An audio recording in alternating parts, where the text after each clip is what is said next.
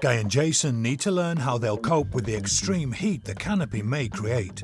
And for that, they're off to the University of Portsmouth's Extreme Environments Lab. They're going to make it artificially hot. How are they going to make it artificially Well, hot? they're going to put a heater on, I suppose.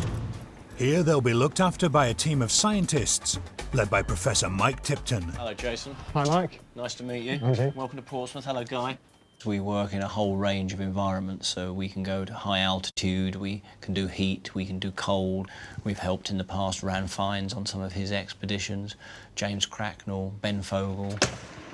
Come in. I know what they're doing, don't they? In a room heated to 30 degrees Celsius, Guy and Jason will pedal static bikes linked to avatars on a cycling simulator.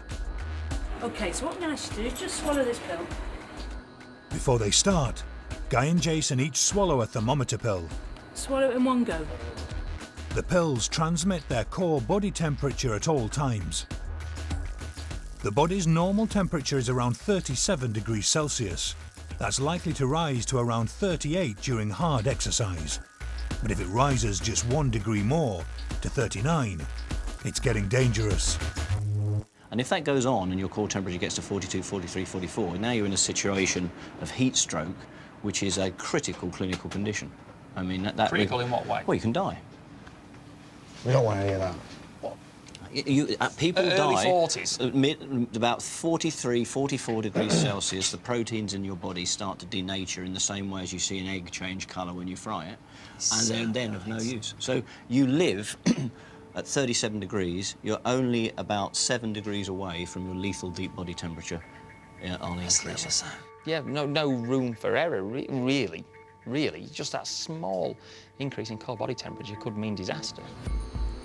External thermometers will record their skin temperature. Their heart rate will be monitored, and they'll be observed on a thermal imaging camera. 3, 2, 1, go. They've been asked simply to maintain a pace they're both comfortable with in the conditions.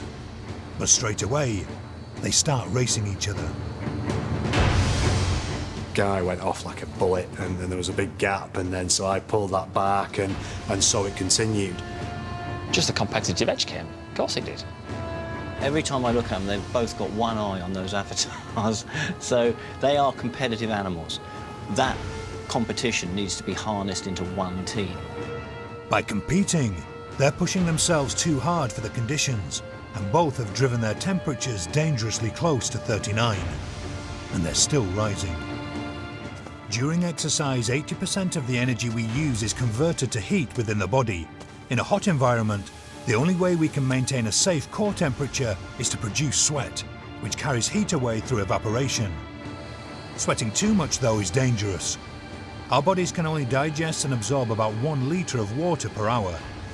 Sweating a lot more than that makes you dehydrate quickly.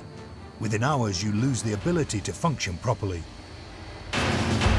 Finally, Mike and his team simulate the sun coming out. They turned the light on, which was even worse. Sun's out, guns out. But I got my bloody goggles on. 500 watts of light. It was just bloody hot. Under the extreme heat, Guy starts to drop well behind Jason. The heart rate was climbing. You know, I think my heart rate got up to 170 at one point. You wouldn't be able to maintain that. How's it going, sunbed boy? I had that for 15 minutes, and then Jason had it for 15 minutes. And I was dreading this light coming across, because I knew it was going to get even worse than I already felt, and sure enough, it was dreadful. Hell. Jesus. It was really horrible. That's unpleasant, isn't it? But even though their temperatures are still climbing, they continue to race. And now it's getting dangerous. Mike has to stop the test. Your deep body temperature is at our withdrawal criteria of 39 and still going up. They've pushed each other too hard. Absolutely not what we're going to be doing at all, because we're working against each other to a degree, really. That could be very destructive during the actual attempt, so yeah, we need to make sure that doesn't happen. And overheating isn't their only worry. During the hour-long test, they've sweated buckets. In total sweat lost, Guy, you lost 1.7 litres, And Jason, you actually lost 2.0 litres. See it on the floor. 2 litres. You know, that's a lot of water. So how can they stop themselves overheating and dehydrating during the record attempt? Their only option is going to be to back off to reduce the amount of heat they produce so that that heat balance equation between producing heat and losing it starts to swing back in their favour. If it's going to be like that on the day, we just need to learn how to manage that and how to make sure that it doesn't damage the outcome.